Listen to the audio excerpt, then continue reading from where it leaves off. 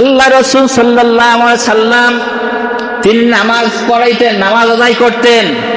এমন এক ব্যক্তি ছিল রসুলের পিছনে নামাজ পড়তো। ভালো করে চিন্তা করবেন কথাটা, সবাই কিন্তু বলতে হবে। আল্লাহ রসুল নামাজ আদায় করতো, রসুলের পিছনে নামাজ পড়তো। আল্লাহ রসুল সাল্লাল্লাহু আলাইহি সাল্লাম যেরকম জুব্বা ব্যবহার করতো, ওই ব্যক্তিও ঠিক সেই যেরকম জুব্বা ব্যবহার করতো। আল্লাহ রসুল সাল্লাল্লাহু আলাইহি সাল্লাম যেখানে দাওয়াত খেতে যেতেন সেখানে দাওয়াত খেতে যাইতো। আল্লাহ রসুল সাল্লাল্লাহু আলাইহি সাল্লাম যেভাবে কোরআন তেলাওয়াত করতো ওইভাবে কোরআন তেলাওয়াত করার চেষ্টা করতো। আমার বন্ধুগণ, আল্লাহ রসুল সাল্লাল্লাহু আলাইহি সাল্লামের সঙ্গে সদা সর্বদা ওই ব্যক্তিটা চলাফেরা করতো। এমন ব্যক্তির নাম কি? নাম কি বলেন? বলেন একটা নাম বলেন। আলোচনা শুনেছেন না? এর আগে শোনেন নাই? আব্দুল্লাহ বিন উবাই। মনে থাকবে?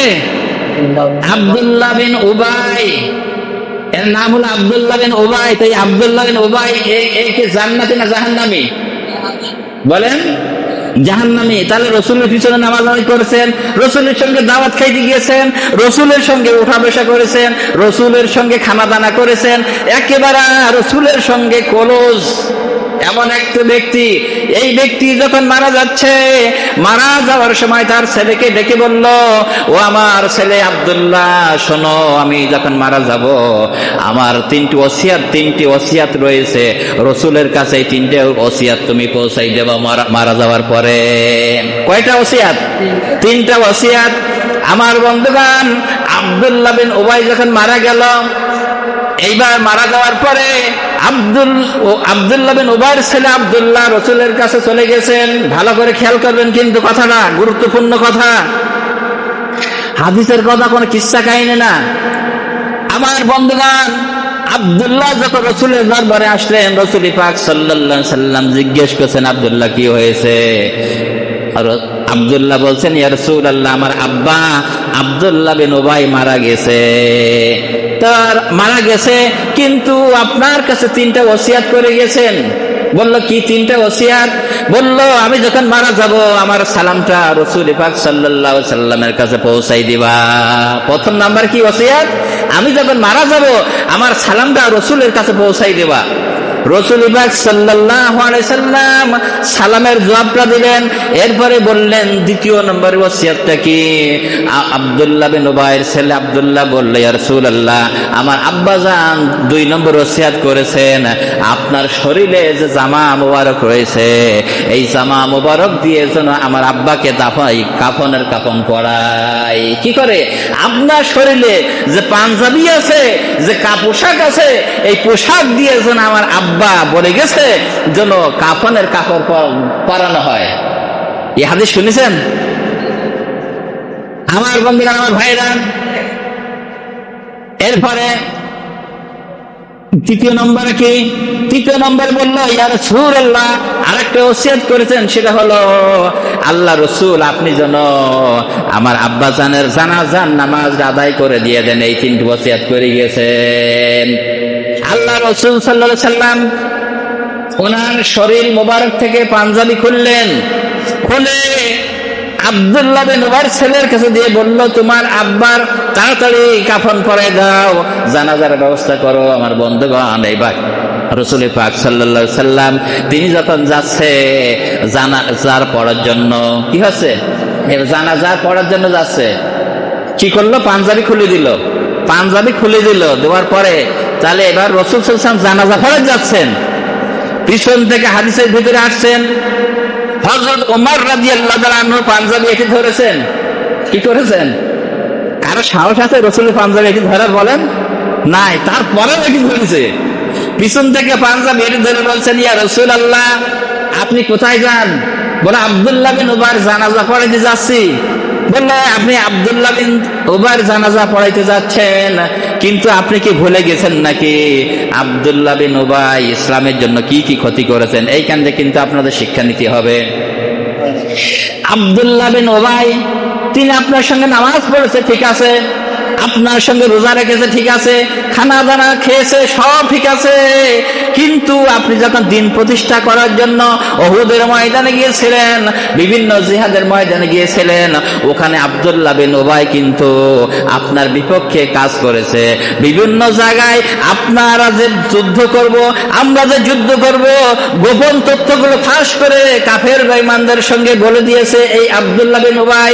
ইয়া রাসূলুল্লাহ, শুধু তাই নাই, উম্মুল মুমিনিন হযরত আয়েশা সিদ্দিকা রাদিয়াল্লাহু তাআলা আনহা, রাসূল পাক সাল্লাল্লাহু আলাইহি সাল্লামের স্ত্রী হযরত আয়েশা সিদ্দিকা রাদিয়াল্লাহু তাআলা আনহার ব্যাপারে একটা মিথ্যা অপবাদ দিয়েছিল। কি দিয়েছিল? মিথ্যা অপবাদ দিয়েছিল। এই আব্দুল্লাহ বিন উবাই, ইয়া রাসূলুল্লাহ, আপনি তার জন্য জানাজার নামাজ পড়তে যাবেন, এটা কিন্তু হবে না। আল্লাহ রাসূল সাল্লাল্লাহু আলাইহি সাল্লাম বলল যে আল্লাহ তাআলা আমাকে তো নিষেধ করেন নাই আমি জানাজার নামাজ পড়ব। কি করব? জানাজার নামাজ আমি পড়ব। এখন রাসূল সাল্লাল্লাহু আলাইহি সাল্লাম যখন যাচ্ছে জানাজার নামাজ পড়াতে, আর কিছু বলার আছে? সাধ্য আছে? আর কথা বলার মতন নাই। তাহলে এইবার জামা কাফন পরলো কি দিয়ে? রসুলের পাঞ্জাবি দিয়ে। কি? রসুলের পাঞ্জাবি দিয়ে জানাজা পড়াইতে গেছেন কে? রাসূল সাল্লাল্লাহু আলাইহি সাল্লাম। এইবার রাসূল সাল্লাল্লাহু আলাইহি সাল্লাম যখন গিয়েছেন, সাহাবা একরাম কি আর একটা বাদ থাকবে? গেছে, সবাই জানাজায় গেছে। তাহলে এই ব্যক্তির কত ভাগ্য ভালো না? ভাগ্য ভালো কিনা? আমার বন্ধুগণ, কত ভাগ্য ভালো। এরপরে যখন আমার বন্ধুগণ, আমার ভাইরা, এরপরে যখন জানাজার নামাজ আদায় করবেন, জানাজার নামাজ যখন আদায় করবেন, দাঁড়াই গেছেন, আল্লাহ রাব্বুল আলামিন কোরআনুল কারীমের আয়াত নাজিল করে দিয়েছেন। জিবরাইলের কাছ দিয়ে কোরআনুল কারীমের আয়াত নাজিল করে দিলেন। কি বললেন? ইস্তাগফির লাহুম আও লা তাস্তাগফির লাহুম ইন তাস্তাগফির লাহুম। আল্লাহ তাআলা কোরআনুল কারীমের আয়াত নাজিল করে দিলেন। সূরা তওবার 80 নম্বর আয়াত। বাড়িতে যাই দেখেন, মন গড়া কথা কিনা। বাড়িতে যাই কোরআন তেলাওয়াত যারা করতে পারেন, সূরা তওবার 80 নম্বর আয়াত যাই দেখবেন, আল্লাহ তাআলা আয়াত নাযিল করে দিলেন, ও আমার হাবিব, আপনি কেন, আপনার যদি এই লোকদের এদের জন্য যদি একবার না দুবার না 70 কি 70 মানে আল্লাহ তাআলা বলছেন 70 বার। কতবার? 70 বার যদি আপনি এদের মুনাফিকদের বিরুদ্ধে দোয়া করেন, আমি আল্লাহ তাআলা দোয়া কবুল করব না। কে বলে দিলেন? তাহলে এই ব্যক্তি রসুলের সঙ্গে নামাজ আদায় করেছে, রোজা রেখেছে, খানা দানা করেছে, আমার বন্ধুবান জিকির আজগার করেছেন। এইখানে একটু ব্যতিক্রম ছিল। রাসূল করিম সাল্লাল্লাহু আলাইহি সাল্লাম যে জন্য দুনিয়ায় আসছেন, তাওহীদের কলেমার দাওয়াত প্রতিষ্ঠা করার জন্য, এইটা তার মনে মনে একটু রাগ ছিল।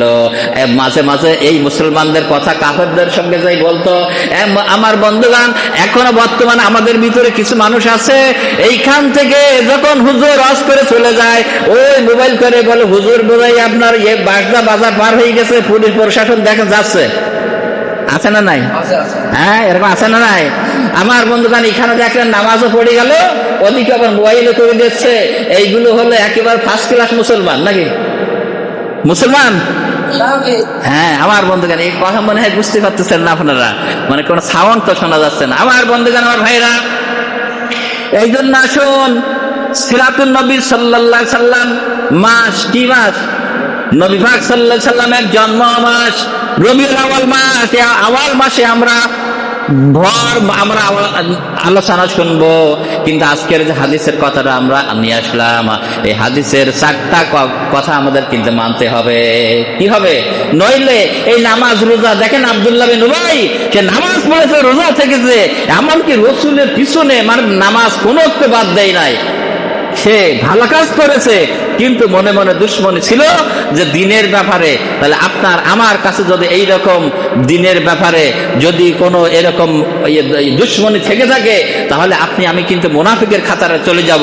এই জন্য আসুন, অনেক আরো কথা ছিল, যেটা হলো যে রাসূল করিম সাল্লাল্লাহু আলাইহি সাল্লাম যে বললাম না, যে ওমর রাদিয়াল্লাহু তাআলা বললেন, ইয়া রাসূলুল্লাহ, যে উম্মুল মুমিনিন হযরত আয়েশা সিদ্দিকা রাদিয়াল্লাহু তাআলা আনহা কার স্ত্রী ছিল?